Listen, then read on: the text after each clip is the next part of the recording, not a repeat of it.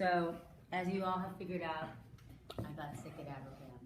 Well, actually, I got sick at the NIH after AbroCams. After seeing all those people and hugging people and shaking hands with people. So I sound like a duck, and I'm sorry, but I'm still very serious about going to grad school. I want to thank you guys for the personal statements you've been sending in. I've read about half of them. I haven't read all of them.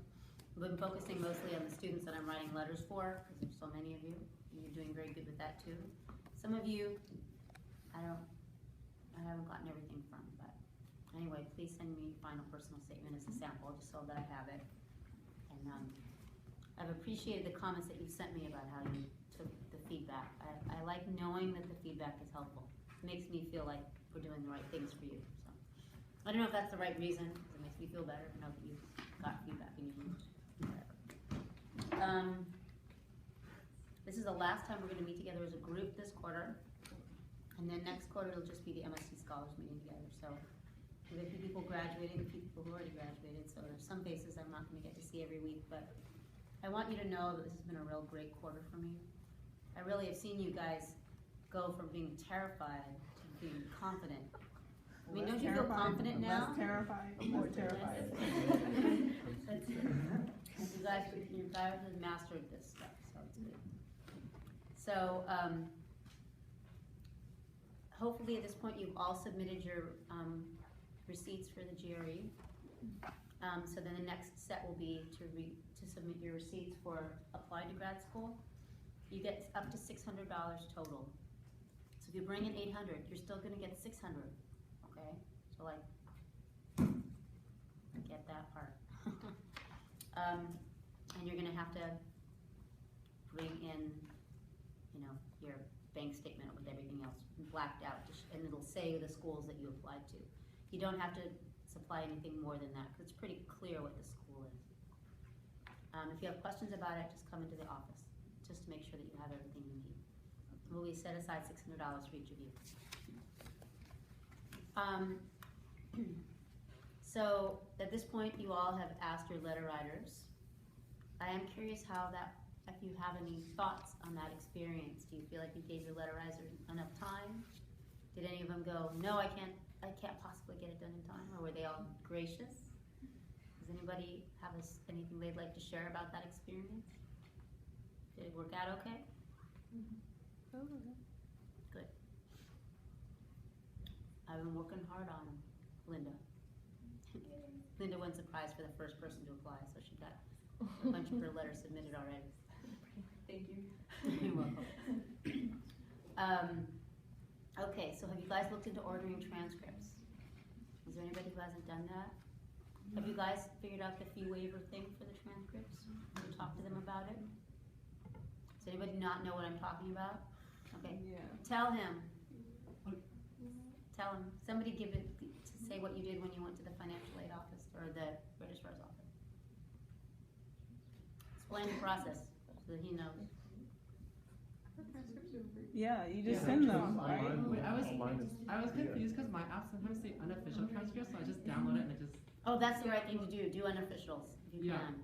No, but sending the official is free, right? I Yeah, would just it was type free it in. online. Just do it on my UCLA. As long as you don't need to expedite it or anything, it's free. Oh yeah, Okay. that is $15. Yeah, you don't want to have to expedite it. So once you hear back from them that they want the official one, do it right away. Okay, good. Thank you. Has anybody had a letter writer say they can't get their letter by the deadline? They're all going to say they are, and then they won't. So your job is to send nice reminders. Say, oh, I can see you still have a couple schools you haven't done, just to let you know, because although you feel like you've given them all the reminders in the world, Thanksgiving is very derailing. Like, I already cooked 5 hours on Sunday for Thanksgiving. My mind is on Thanksgiving. I have 10 people staying in my house. They arrive tomorrow. Like, my mind is on Thanksgiving. And so it's possible that if you sent me 10 notices to send letters, 9 got into my file that said, okay, these are the ones you have to send, and 1 I might have missed. Like, I'm going to go and double check, but it can happen, right? Because I'm writing letters for so many people. I have like 80 requests for letters sitting in my inbox, and I've carefully color-coded them all and moved them into a special subfolder, but it happens. So your job is just to make sure that they all get there because it can happen. People get caught up in other things. So a lot of people have the flu. So, and also you should know, if it comes in the next day, it doesn't matter, it'll be fine. Departments recognize that if it comes in December 2nd, they still should read your application. So don't panic, okay?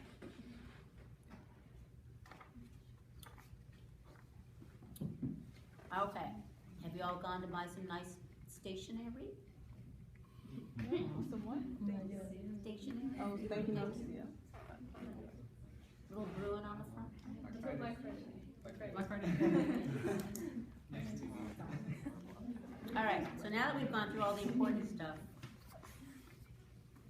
we're going to talk about the purpose of an interview, and we're going to look at it from both sides. We're going to look at it from the side of the professor and the side of the grad student applicant. So your job is to be joyful when they invite you to interview, okay? And when that happens, what's the first thing you're going to do? Call your mother. And then you email me, so I can be part of your joy. Because that first one really makes you happy. And then you have to start thinking, oh my God, now I need to make some decisions, right? Because you're going to go and interview all these places, and you're going to have to pick. And the interview is about you picking, because they already picked you. An interview is something you can only screw up. If they picked you and they want to fly you there, they want you. Okay? And so all you can do is convince them that they don't want you once you're there. And that's not going to happen because you all are fabulous. Okay? So you're using this interview to make a bunch of decisions. And by taking you there, they're giving you a taste of what it's like to live there and an opportunity to meet people who are there. And you want to pick a school where you feel like these are my people. You walk in the door and you feel welcome. The people seem smart. Because you want to be them, right? So if they're 2 years in the future for you, and they seem super smart, then you're like, that's where I want to be. I want to be with the smart people, right? Because I want to be just like them. If they're doing projects that are moving forward, that's where you want, right? Now the downside of interviews is they're always in January and February, and so it always snows. And so you're going to have to get over the snow and the rain and the cold and the shivering, because you're used to being in a place where it's friggin' 79 today. And where you're all going to go to school, it's going to be colder. It's not possible, I mean, unless you went to like the University of Arizona. Otherwise, wherever you go, it's going to be colder than this. And so you need to prepare yourself for showing up at a place and thinking, I could not live here, it is so cold. You get over the cold. Cold, what you know, you buy these things called coats. They're very thick and warm. And when you're outside, you wear them. And then when you're inside, it's the same temperature as here. And when you work in a lab, you're inside, okay? The amount of time you spend outside is small compared to the amount of time you spend inside in grad school. So you cannot use the weather as a quality. I will not allow you to do that, okay? You need to look past it and buy a coat or rent a coat, borrow a coat. All right, so you're going to go, there's a list of the purpose here for you. You need to learn about the school, so that would be the curriculum that they offer for the first year, whether you think it's going to train you in what you need for the foundations of the work you want to do. You want to learn about the community, what that city or town is like to live in. Is it a small town? Is it a big town? Is it a big city? Is it an urban campus? Is it a rural, more spread out campus? Does it seem welcoming? What are the requirements? They'll tell you some time degree information, but truthfully for the whole world, it's 6.2 years, so it's not going to be that illuminating. Student success, though, is an important thing to gauge based on what you feel about the students that are in the program now. They'll be able to say, oh yeah, we've had 700 graduates and they're all fabulous, they have jobs, but they're all going to have those kinds of things, because after you get a PhD, you get a job and you're successful.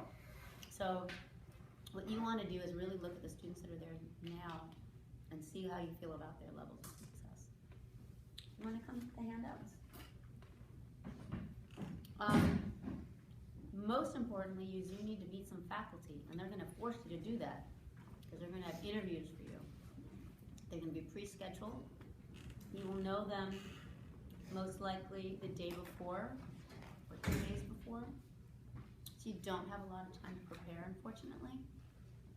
But they will communicate with you to make sure that the faculty that you want to meet are on the calendar. And then they're going to give you a bunch of other faculty that you don't know. And those faculties, some of them are going to be ringers. Some of them will be on the admissions committee. And they will have read your dossier, and they will have specific questions for you. And others will be just random Joes that they pull in who just agreed to interview students, and they won't know a lot about you. But either way, everyone has a vote about whether you get in, and we'll talk about that at the end, about how they vote to select students so that you know transparently how those interviews really do turn into the offers. And when you meet with the faculty, you're going to want to listen to them talk about their research interests, because hopefully at least half of them are going to actually be people that you want to work with.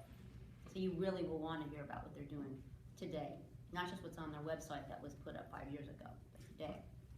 And meet the students that are working there now and ask about where did, last student that graduated with you, where did that person go? Did they go to a postdoc? Did they go to industry? Those kinds of questions. So you have an opportunity to really sit down with a faculty that you might be interested in, learn what kind of a mentor they are, and see if it's a place that you'll feel comfortable. And then lastly, you're going to want to talk to the students that are there. And I'm going to tell you that they are the secret door to the truth. Faculty will lie and tell you what a happy, wonderful place it is. Students will be honest and actually tell you what it's like. So you need to find opportunities to talk to the students and ask them the questions you want to know. Like, oh, you're from California too? How is it living here in this cold place? Or how hard was it to find a place to live? Did they help you?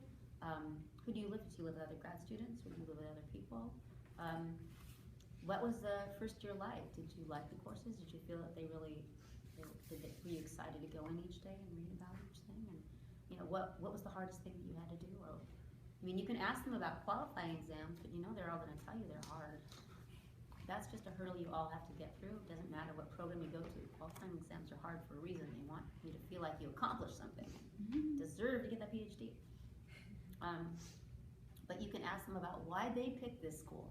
What they just went through a couple years before, what you're going through right now. Why did you choose Baylor? Why did you choose to go to the University of Michigan? Why did you choose the University of Washington? And they will always answer with really a lot of honesty. And these are the things that you want to be able to take advantage of. The saddest thing about interviewing is when students are so focused on being another person. You're pretending to be that smart you, focused you, intent you. But this is your chance to actually be absorbing information, and so you don't want to get so nervous that you can't ask questions, okay? Now they are also looking at you. Oh darn, really didn't want this to happen. So they're going to be asking, is this a good fit? So some programs are basically willing to accept 90% of the people they interview. Other programs accept about 50%.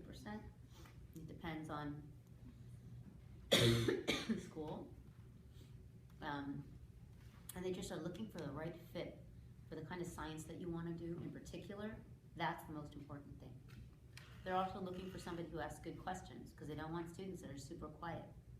And they want people also who can talk about their goals and feel comfortable talking to faculty. Because if you're not comfortable talking to faculty, you can do really poorly your first year because you're too afraid. And you don't have time to be afraid. The first class you get is probably going to be Socratic, which is one of those things where they pick you at random to answer questions. You never know when you're going to be called on. If you're terrified of speaking in public, those courses can just destroy you. If you're used to just sitting there and working on your own problems, that's not what grad school's about. So they're trying to figure out right now what your personality is, how comfortable you are, how clearly you answer questions, because they want to bring in students who can do all those things. The topic of study is important. I know personally I've had a situation where I interviewed a student and he wanted to study something that I realized our school didn't have. And it was like, why did you apply to this school? We don't have people that do that.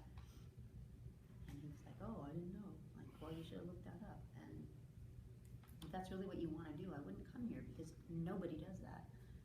I don't think that's going to happen for you because you guys have been taught how to look things up, but those are the kinds of reasons. And they also eliminate people who are unprofessional, who they don't think are taking it seriously, who they don't think really want to go to graduate school. That happens quite a bit. Or they can sort of see through you. You know, they've interviewed so many people. They can tell if you're really committed to this or not. I've interviewed many students that really are just going to grad school because they just thought, well, I guess I keep going to school and then I'll figure out what I want to do. And that's not going to work. Does anybody out there by any chance have a tissue?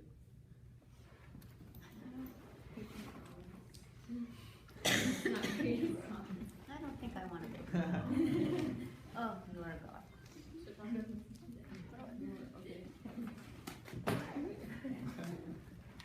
Thank you very much. Hey, you guys are taking care of me. Here I am. Supposed to be eating you. Okay. So, now we're going to go into the real ins and outs. I'm going to give you all the secrets. So the first thing you've probably already figured out is you really need to rehearse how to summarize your project. This is why we sent you to conferences. And you're going to need a whole bunch of different versions on how to present your work. You will most certainly be interviewed by someone in your field. They will probably go out of their way to bring at least one person in to interview you who knows exactly what you're doing, who's in your field. And so you need a version for that person where you don't have to explain the importance of, you know, using this kind of a model, a paradigm to study addiction, you know, or, you know, that it's important to understand, you know, Alzheimer's disease, because he already is studying Alzheimer's disease. So you need a version for that kind of person. And then you need a version for a person who studies bees. Like, totally not what you do. Because you're going to get at least one of those, where the person is really outside your field of study. It may not be bees, but it will be something that's very, very far away. And so you may need to take a couple extra steps back for that person to say, all right, well, let's try that. And you should expect to have a 5-minute version, a 10-minute version, and a 15-minute version. And the reason that's the case is that you never know what kind of professor you're going to get. Your interviews are usually 30 minutes long, or sometimes they're 25 minutes with 5 minutes for walking between each one. Depends on how they do it. It's usually 30 minutes long and then 10 minutes for walking, or 15 minutes for walking, because invariably, each interview is going to be in a different building, and it's going to have you walking all over the place while it's snowing. And sometimes you'll walk in there, and you'll be seated behind a desk, and there'll be an old white man over there, and then you on the other side. If you're lucky, there'll be a woman. Anything else? Highly unlikely. You never know. And they will say, let me tell you a little bit about what we do. So 25 minutes later, you realize you've actually never gotten to say anything about yourself. And so that's when you need the 5-minute version. And that's for the faculty that like to hear themselves talk. So if you're stuck in an interview with, you can come grab the handouts. You're stuck in an interview with a faculty who likes to hear themselves talk, which I assure you, about half will be like that. Then you're going to need to learn how to ask questions. You're going to have to learn how to listen as if you're really interested. Even if you have no idea what this person is talking about, because it's so far outside your field, you're going to have to learn how to ask questions. So how many of you have ever been in that situation? Where I ask a question? Where you're talking to someone and you have no idea what they're doing, but you have to ask questions. Right. Some of you are raising your hands, you're like, yeah, I did that. So what was the question you asked? I don't know, like, what is that? Like, Yeah. So that is a completely acceptable question. And possibly I don't know what is that might not be the best way to phrase it. or how do you know that? Like, how do you know this specific thing? Right. You need to come up with the I don't know exactly what you're talking about, can you help me? Kind of question. And invariably, they actually feel better to know that you didn't know and that you're willing to ask a question, to admit that you don't know, than it is to you to just stumble along and pretend like you know. because some of those interviewers, like me, for example, I actually had a structure because I was on the admissions committee, and so I actually would tell a story, and then I'd say, well, what did you think I should do that we did next? What would you have done? But remember, this is an interview for graduate school, right? So you need to be paying attention. So you need to be willing up front to say, actually, you know, I never took a cell biology class. Can you take a step back and tell me a little bit more about what myosin is and how it works? Rather than sitting through the whole thing and saying, all right, what would you do next? And be like, I'm sorry, I have no idea what you were just talking about. This happened to me in grad school. Did I tell you this story? So I was applying for grad school, I interviewed at a school, I walk in, there's an old man behind the desk, and he launches into this 20-minute rant about lectins, but I had no idea what a lectin was. And I finally had to say, I am so sorry, sir, but I actually don't know what a lectin is. Do you know what a lectin is? So it's something that binds to carbohydrates, and it's made very highly expressed in beans. It's what makes beans gassy. And so now you can buy lectin affinity columns. They're great if you want to purify a glycosylated protein.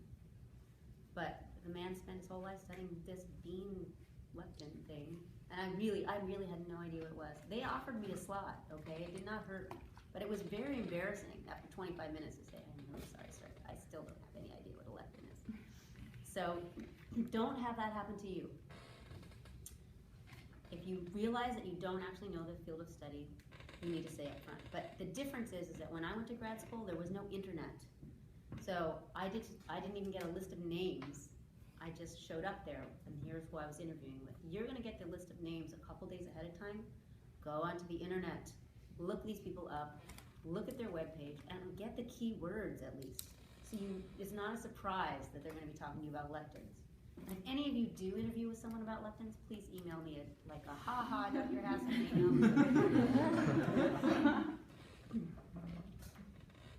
So yeah. So don't have that happen to you. You just need to prepare. So most of the interviews are going to be the faculty, blah, blah, blah. You ask them questions, pretending to be interested as best you can. It's hard after like your 6th interview to be super interested because it's just so taxing to be that focused. Some of them, the first thing they'll say is, tell me a little bit about you. And that's when you should do the 15-minute version. Take as much time as you can, you talking. Okay? And they can ask you questions, but invariably they're going to ask you questions about your methods. This is the easy question, okay? If I don't know anything about what you do, I am not a neuroscientist and you're studying neuroscience, I'm going to ask about the method because that's something that I can ask. Because I don't have any insights into where your study is going because I'm not in your field. So it's very important that you understand the computational methods that you're using, statistical methods that you used, that you are very aware of where your data came from, especially if you're using data sets that came from other places. To be extremely understanding that they may want you to spend more time on the big picture than on your own work. I've heard from students how they actually had interviews where they asked them about what everyone else in the lab did and not about what they did. So you need to make sure that you know what else is going on in your group, because it could be they may have a friend there who does something similar and they want to know about something else that your lab is doing. They're trying to see how engaged you were with your lab and that you went to the lab meeting and that you absorbed all that other stuff, that you really are a good grad student or you would be doing that. So this is something you really need to prepare for. You need to have that 5, 10, and 15-minute version so that that's the easy part. That you know exactly what you're going to say. Because the rest of it, you have to be so paying attention, right? Because you're going to have to ask questions. You cannot have an interview where you don't ask a question. It will not go well. Because it shows that either you're not interested or you're not engaged in science, and you need to just pretend that you're interested. Now, invariably, you will have one where you are not interested, where you actually just can't even think of a thing to say. I'm going to give you some free things to ask. Number 1 is, can I see your lab? Faculty love to show people their labs because they have all their stuff in it. They can show you. Here is my postdoc. Here's my graduate student. Here's my microscope. Come see my microscope. Oh, look, they're imaging some things right now. Let's go in and look. Can we come in and look? Oh, here, I'm interviewing the student. Oh, yeah, come look at this. Trust me, that takes like 10, 15 minutes. Time's up. It's awesome. Because when you go to the campus, they've structured the days for you really tightly. You arrive, you'll go out to some kind of event with grad students after you've checked in your hotels or what have you. The next morning you're up at the crack of dawn. They have you interview, campus tour. If you're lucky, they might have an afternoon fun thing, like they'll take you to a local site. Like if you go to San Diego, they might take you to the zoo for 2 hours. Like you want to go to the zoo, you're so tired, whatever. And then there's the luncheon, and then there's the dinner at the faculty's house.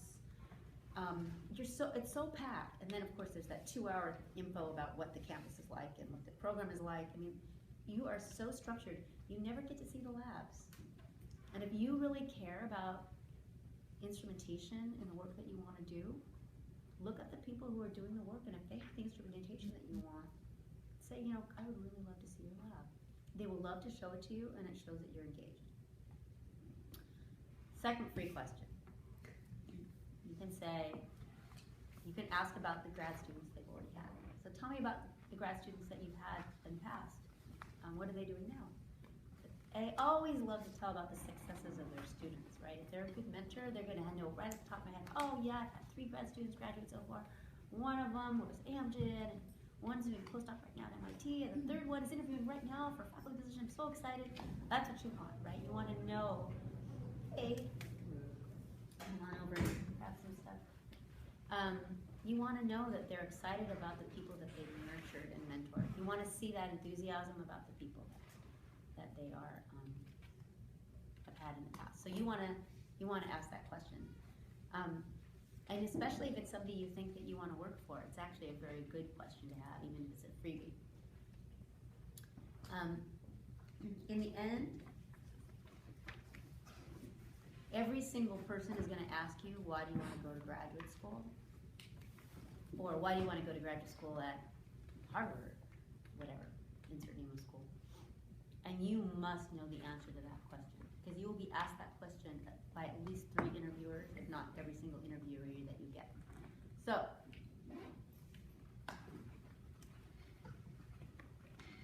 everybody got an answer? Anna, what's your answer? Why do you want to go to graduate school? I love research. Good job.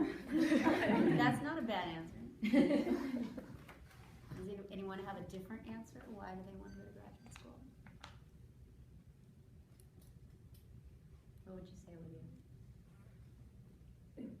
I would say I love research, but also I think it's really important to expand and grow the field that I'm currently in, and I feel like I could diversify it in different ways. Therefore, I would really like to go to graduate school in order to be a PI and be with it, like have one of those jobs or be within that role. You guys laugh for that pretty good. Hey, I've been trained well. So you need to think about this so that you have something that comes right to the tip of your tongue. It shouldn't be that there's this cricket moment where the crickets are chirping and you're thinking, that cannot happen. It needs to be that you know and you have that practice and you got that down. Because they want people that want to go to graduate school. It can't be, well, my mentor said that I'd be a really good fit for graduate school. It can't be because everyone else is going to graduate school. I thought I'd go too. It really needs to be because I can't imagine not doing research. I can't imagine that.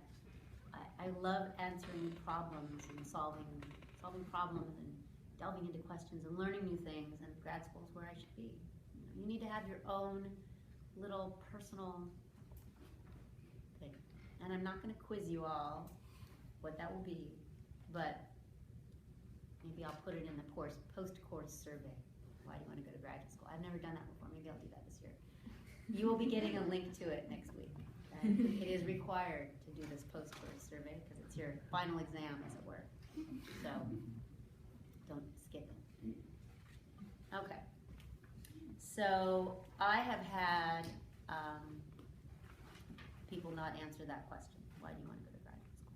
I've had that happen to me, where they said, well, because, and usually it was because somebody said they should, and that's really not the right answer. So don't tell them Dr. Hassan said you should go to grad school. You should go to grad school because you want to go to grad school. Because you're the one who's doing it, not me. I already did it. I don't have to do it again. So one of the cool things about interviews is that it will actually give you a real sort of layout of the way the campus is set up, because they always make you interview over here with people in this kind of area that they think you might be interested in, like you wrote, I might be interested in these kind of people, and then they'll have you interview with somebody else, and you can sort of get a real feeling for the breadth of the kinds of things that are offered. The other thing that's good about interviewing is it also gives you a feeling for hiking around that campus and how you feel about it. But interviews can get awkward, in particular if the faculty doesn't want to talk and you don't want to talk. So you really need to find a way to fill the half hour. So I've interviewed people for jobs, for example, in my office, and we would have 30-minute interviews, and I've had some where it's like 30 minutes are up in 2 seconds, and you can't believe the person has to leave, and the next one has to come in, and then the next interview in 15 minutes, you're just thinking, well, I guess this one's over. So you need to not get stressed out if you feel like the interviews is coming to a close and your time isn't spent. You just need to make sure that you have things to ask so you can fill the rest of the time. You own the interview, okay? You may feel like the faculty owns the interview because they're behind the desk, but you own it and what you cover. So if you feel like conversation isn't flowing, you feel like you need to use these questions so you can fill the space, okay? Don't be uncomfortable. Hey, you okay? Okay. I'm facing this way, just so you know, because there's a thing right there. So if you're way over there, I'm never looking at you. All right. So I guess what would you say are some good questions to weed out terrible professors? So if you ask them about the students that they've had and they don't have anything to say, that's always bad because you know they've had some. Faculty are pretty good at lying. They're pretty good at saying how happy they are and how great their students are and what a wonderful environment that they provide. The way to find out if a professor isn't nice is to ask the students.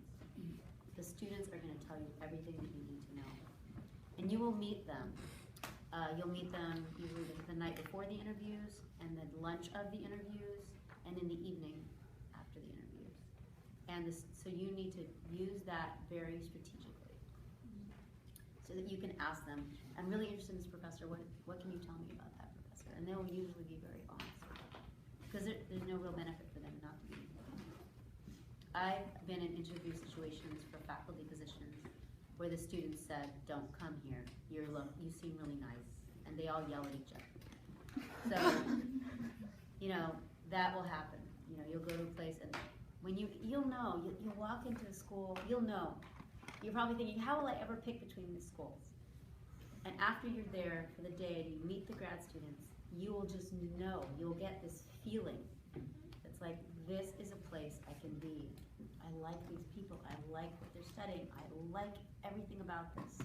And there'll be other ones that you walk away from going, oh my God, I don't think I can go there. I wasn't impressed by the students, the faculty didn't seem like they were covering the things I wanted to talk about, and you will know. And the worst that'll happen is you have 2 schools you like, and you have to choose. And the answer is they're both good. You can't make a wrong choice. You've all picked good schools. So I get that a lot around the middle of April. Dr. Hassan, I can't decide. It's either Stanford or UCSF, and I just can't decide. It's like, shut up. So really, it's going to be fun. Okay. So you need to go in with a bunch of questions that you want to ask. So I already mentioned for faculty what their grad students are doing now, but you can also ask if they're accepting students. That actually is actually a very illuminating question because it'll tell you how much funding they have in a sneaky way, right? Which really, if you're interested, you can always look up. It's in the public domain. You can go to NSF or to the NIH. They each have search engines. You can search up faculty and find out exactly what funding they have. If you really care. But faculty will tell you if they're taking people or not. And it's a way of showing that you're really interested in what they do. Then for the students, as I mentioned, the number one question should be, why did you choose this program? Because they'll usually tell you a lovely story about what happened to them during their interview experience and why they picked this school over another. Do you like the handouts? With that. How do you sit there?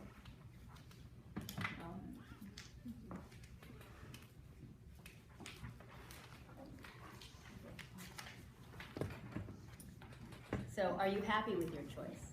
That is a really important question, right? But I'm going to warn you right now that everyone you meet will be happy with their choice because they pre-select the students to be the happy ones. Yeah.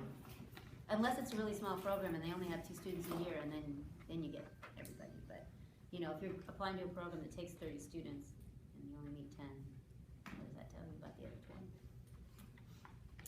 20? Is the financial support sufficient? So all schools offer about the same amount of money, so you're not going to use money as a decision maker. And if you thought you would use money as a decision maker, that's a huge mistake anyway, because the difference between $500 and a different school, you want to go to the school where the science is good. Who cares about the $500? Are the faculty supportive? So that's interesting. So you can ask very specific questions that hint on that topic. For example, you can ask, how was your committee created? Your thesis committee. That's a very interesting question to ask. Did you get to have input into that? Were they assigned to you? How much are you interacting with this committee of faculty? Do you feel that they are listening to you? Do you think that they're being your advocates? Have you ever had a situation where you wanted to do something different than what your faculty wanted, and did the committee help you with that? I mean, not that you would ever say that, of course. They may think that's a red flag. But you can ask questions about that committee to learn about how supportive the faculty are. You came without a pen too? Wow, poor you. You're having a terrible day. How much do you TA? So how many of you think that you really would like to try teaching? How many of you think teaching sounds terrible and you don't really want to do it? All right.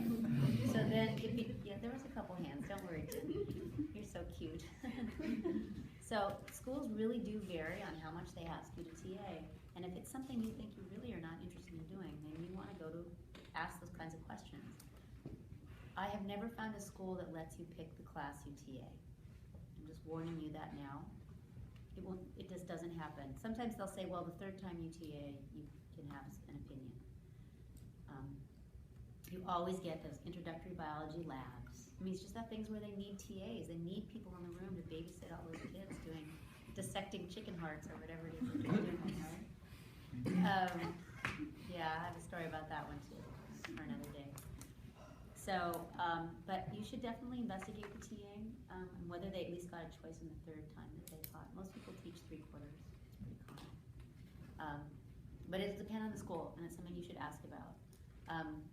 TAing is always really time consuming, but it's how that you can be supported all the time, right? So that you have to do this once every 3 quarters.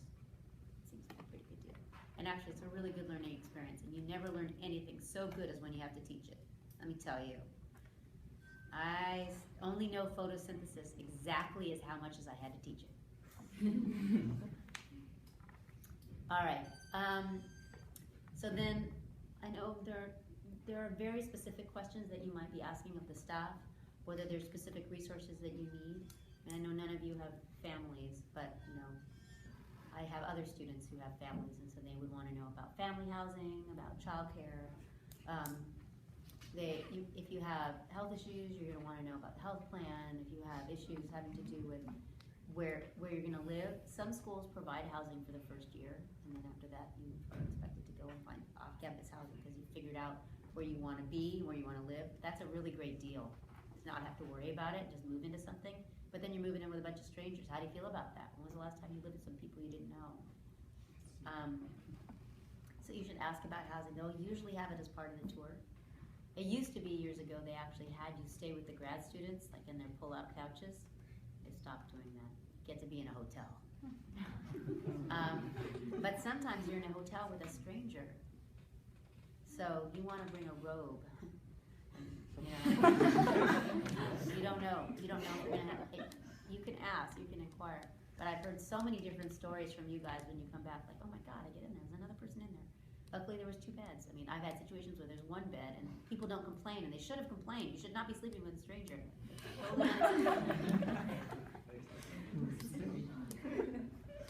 So let's talk a little bit about. So those are all the things that you need to have questions. So you're gonna set your own questions up. Yeah. Okay. So for the research, like 5, 10, 15 minutes, and I imagine most people had several projects. Should you focus on one project? So that's a really great question. So you can approach it 2 ways. One is you can say, all right, well, I would like to tell you a little bit about the 3 projects that I've worked on. The other is you can say, I worked on 3 projects, one in this, one in this, one in this. Is there one in particular you'd like me to discuss? It's up to you whether you want to give them the buffet version or let them choose an entree, you know? You can choose. And make sure that you're available for that, because there'll be some people who'll be like, I read your personal statement. I see that you did X-Rock, and I want to hear about that, you know? Or others who will say, just tell me what you want to know. So be prepared to talk about anything that you've put in your personal statement. Now, getting back to that idea, you know what you submit, right? You got a personal statement, which you've all made fabulous personal statements, talk about your background and research. They get your transcripts, they get the letters, which you haven't seen. And then they get a little sort of summary of you, your major, and all of that. And the person will either have read it or not. And you should always go in on the assumption that they haven't read it. If they have read it, they might say, oh, let's talk about this one thing. But oftentimes I found more than half the time they haven't read it because they're interviewing so many people and they're running a busy lab and they don't really feel like they want to take the time to read the personal statement. But they usually will have read the letters. So always just assume that they don't know anything about you and just go in there with that knowledge. And they can always surprise you and know something about you because they actually read your thesis. Wait, so some applications ask you to list faculty.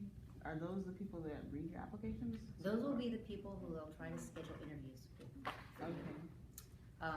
It may be that you've selected someone who's on the admissions committee, but the admissions committee is usually pretty small. It's usually a series of faculty and then usually at least 1 or 2 graduate students. And they read through all of them. And then when you are interviewing, they'll just like have a box where you can go and look at the dossiers of the 6 people you're interviewing that day. You don't have to read all 600 applicants. So, and usually they do their best to try and match you with the people who you want to interview with, but sometimes there's problems, like they're traveling that week, or they know they're not taking students, or what have you. So but they really do try to match you because they want you. They wouldn't fly you out and put you in a hotel if they didn't want you, right? So it's in their best interest to get the faculty you're interested in to meet with you because then you'll come, right? And they want all of you. So, you know, go in there owning that they want you and they wouldn't have spent that investment in you. It's a lot of money if you think about it. They didn't want you. Okay. So when you go, you need to know what to wear. And what your guys are wearing is not gonna work. So, but I saw you guys at Abercams and Softness. Saw pictures of you guys, and I think you know what you need to wear, which is sort of a professional look. You don't have to wear a suit. Don't go buy a suit. Don't wear skirts because you're going to be freezing. Unless you have those super thick tights and boots. You just want to wear pants, cover your body, and definitely make sure you have lots of layers because you're going to be outside and then inside and then outside and then inside. At the end of this, you're all going to get so sick next quarter because you're going to be on so many planes and so much outside and inside. So we all have scarves and hats and mittens. Yeah, you're gonna need to acquire some accoutrements. If you don't have anything, I can lend you some stuff. You need to find somebody who skis, borrow some of their stuff. The The most important thing is comfortable shoes and no flip-flops, because that'll really surprise them if they're wearing flip-flops. I think you know what to wear, sort of conservative clothes. And that really mostly has to do with the people that you're interviewing with. They're all really conservative people. So, you guys are not super tattooed, so usually we recommend wearing long sleeves, cover them. They don't need to see them until you're there, and you can just show them out. I don't know. You guys are all pretty conservative looking, so it'll be okay. I had one year where I had 3 people with tongue piercings, and tongue piercings are apparently an extraordinary distraction for elderly men. They are incapable of listening to a word you say. If your tongue is pierced, they just keep looking at your tongue. It's just like transfixing. That's totally their problem. It's totally their problem. But they're the ones that are picking you. Yeah. So you have to decide whether you want to take it out for a day and get into Harvard, or leave it in and have them realize they're not listening to you. So it's like this one concession that you make for one day of your life, that then you can go back and be whoever you want to be. So once they've got you, they got you. And they're going to love you the way you are. All right, no fragrances. That's very important. People don't take seriously people who smell. Wear comfortable shoes, because you walk in everywhere. And no high heels, doesn't matter, don't wear them.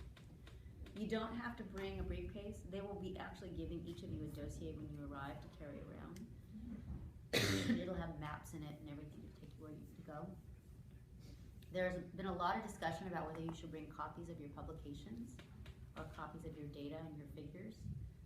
Some faculty really love it, when you can say, okay, well let me share with you my work, and then you can actually have a figure to talk through. Some faculty feel like, look, if you can't talk about it, I don't want to see a picture that's a crutch.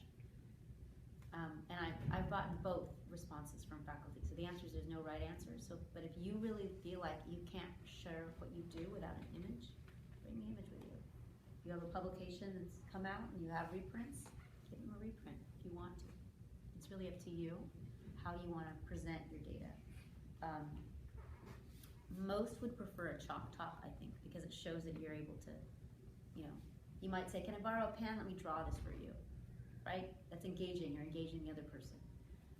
Rather than just saying, well, here's slide 1, and here's slide 2, and here's slide 3, It makes it seem super rehearsed. And they're not sure what you know and what you don't know. They may be caught aback to the point where they're going to interrupt you and say, look, I don't want to talk about that. Let's talk about something else, just because they want to see how well you can engage that isn't so structured and pre-planned. Didn't you feel this when you were at conference at Softness and Abercamps? Like some of the students were like, you'd go to their poster and you couldn't interrupt them because then they were like, wouldn't remember where they were because they'd memorized it from beginning to end but couldn't start in the middle. And you don't want to be that student. Every year I have somebody show up at an interview for getting something really important, like a belt. So if it happens to you, you need to email me so I can have like a little ha-ha at Dr. Hazen, guess what? I went to my interview, I forgot my contact lenses. I couldn't see the whole time. Whatever. So I've had people, every year there's one student that forgets something and we get to have a little chuckle about it later. So please let me know because we'll talk about it in the first class in winter and we'll laugh about it. What I'm saying is that you should actually lay out your clothes, because if you're really hurried and you're freaked out, you might forget underwear, and that's really hard. You're gonna be running to CVS and seeing what kind of underwear they have. Like, you don't want to be there, so definitely just lay out all your clothes and don't forget anything. And make sure you're very familiar with flying on a plane and what you can and cannot carry on. And always, of course, check the weather at the destination, because it'll snow. And you'll be like, wow, snow. And they're like, oh, you're from California. But snow is cool. So, so those are the easy things. You've plotted out the clothes. The problem is that you're going to go on 5 or 6 interviews and you only have one interview outfit. So you're going to have to launder that 6 times. So get ready for that as well. You might want to have 2 interview outfits so that way you don't have to do laundry every week for that one sweater and that one pair of pants. It gets a little tiring. When you interview, you're going to see the same people over and over and over again, all also wearing all the same clothes over and over. So if you're applying for microbiology programs, there are only that many microbiology programs. You're all going to see each other. You know, you're doing neuroscience. There's only so many of those. Yeah. If there's like multiple days of the interview, do you have to be formal both days? Yeah. Okay. You don't have to usually be formal the night before when they take you out to a place to eat, but even then, you shouldn't wear jeans with holes in it. I mean, you want to look kind of nice. Not like it matters, but it's just a California thing. If you look too surfery, they don't take you as seriously. Why go there? Just like, I mean, it's true, you're sort of at a disadvantage being from California, because I think, which is stupid, because all the smartest people are from California, and all the best schools are in California, right? None of you want to leave California, but you don't want to come across as a professional, because this is what you aspire to be, right? Go to grad school, be a professional. So the first night, what's going to happen is you're going to fly in. Time zones are different, right? So you take at 8 o'clock in the morning.